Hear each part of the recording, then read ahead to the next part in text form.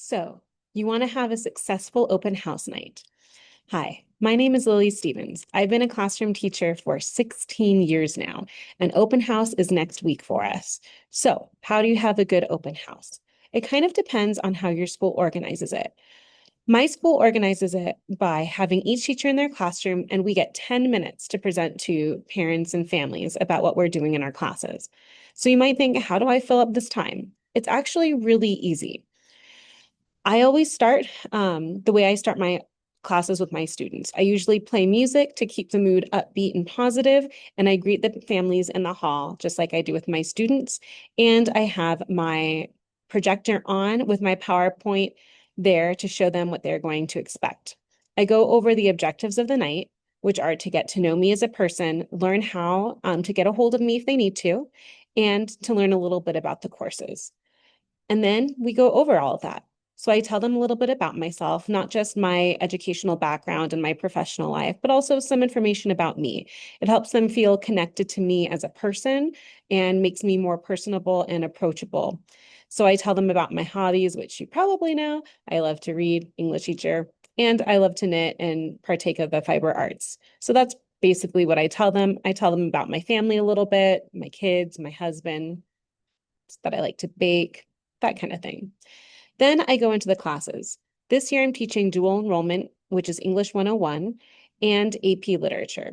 So I tell them what each course entails, the texts that their child or student will encounter, and basically some general policies I have in my class, such as late work, if they've already read a text, what to do, or if they don't feel comfortable reading a text, which everything is everything is controversial right now.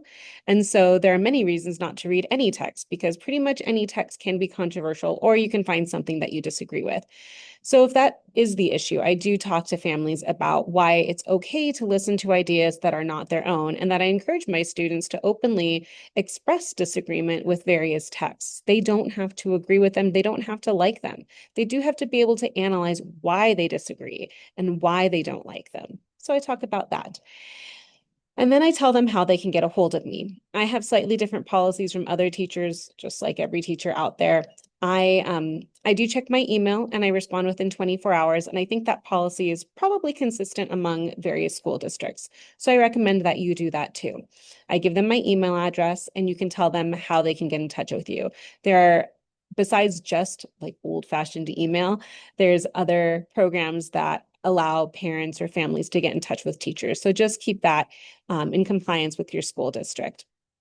I also tell them about my grading policy. Some teachers input grades every single day as soon as they get the item graded. I am not like that because I don't want one student to have their essays grade on Monday, and then it turns out by the time I get to the end of the alphabet, it's been 2 weeks later, because then the first student has a bigger advantage than the last student.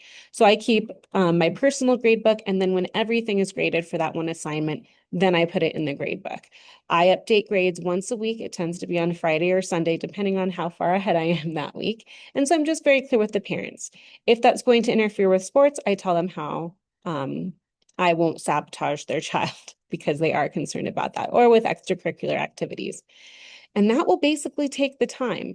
Of course, when you get to the last period of the day for open house, parents and families tend to want to leave early and beat the rush. So if you talk a little faster or let them go a little earlier, that's great.